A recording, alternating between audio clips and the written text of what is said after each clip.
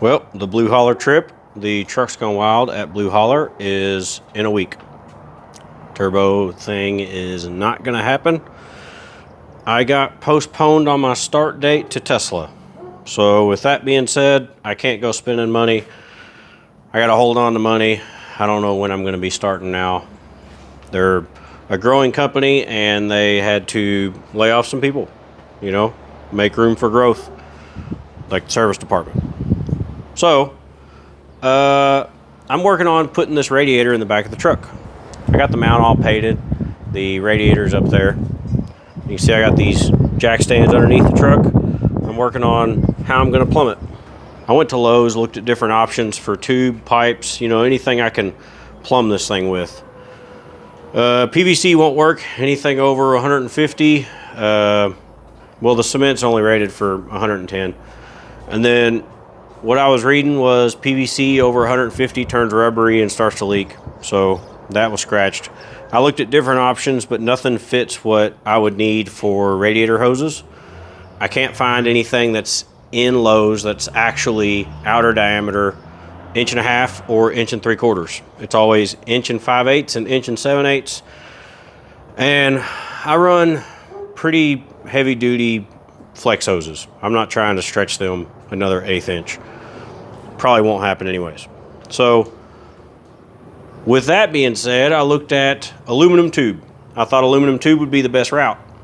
Well, I priced it and it's $350 for some 1.5 aluminum tube to do everything that I need. And I'll just be honest, I got $650 in the bank account. So I'm not going to spend $320 on some aluminum tube. So I started looking around the garage. I'm going to be using this. I got a whole lot of 1 3/4 DOM tubing for razor roll cages. It's not ideal. It's not perfect. It's not the best thing you can use for coolant. But fuck it. I'm a butt fuck it. That's what I'm going to do. I'm going to use this. And, you know, with it being steel, I can bend it like I'm doing here. I can weld to it. I can weld different size tubes up on the end of it so I can adapt it to my coolant hoses. It's not ideal. It's not the best thing. It's a mud truck. So it is what it is. I can make this event. So that's what I'm doing.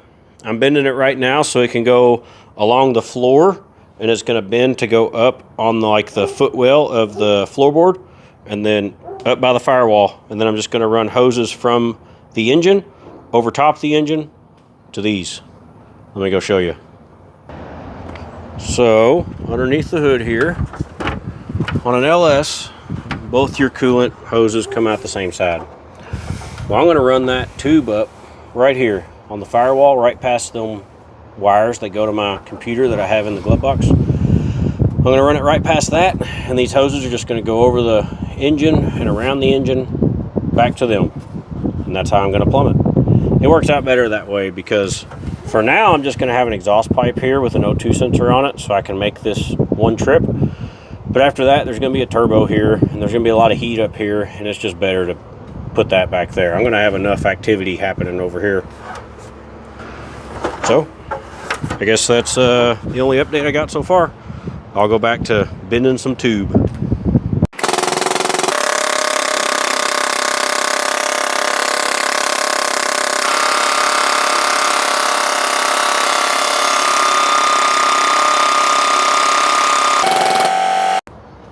I got the first one bent up, so you can see it. It's going to go all the way up against the cross members, but you can see that I bent it up there. Let me show you my plan. So I'm going to run it up in this fender well.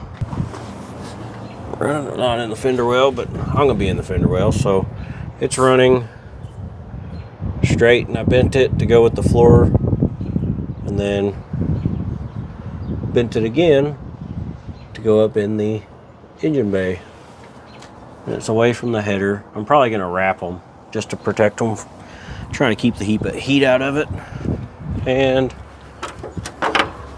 it's going to go up to the back of the engine bay. Right there. So like I said, I'll run these hoses back there, connect them to it. Bada bing, bada boom. It'll work. Now I'm bending the second one exactly the same. I'll weld them together with a gap in between them so that one doesn't heat up the other one. And then we'll have the feed and the return to the bed. Hopefully this steel is okay to use. We will see. I do maintenance the truck, so I'll be changing the coolant and stuff. So yeah, hopefully rust does not damage things. Only way to know is learn. Only way to learn is to do it. And I'm gonna fuck it up.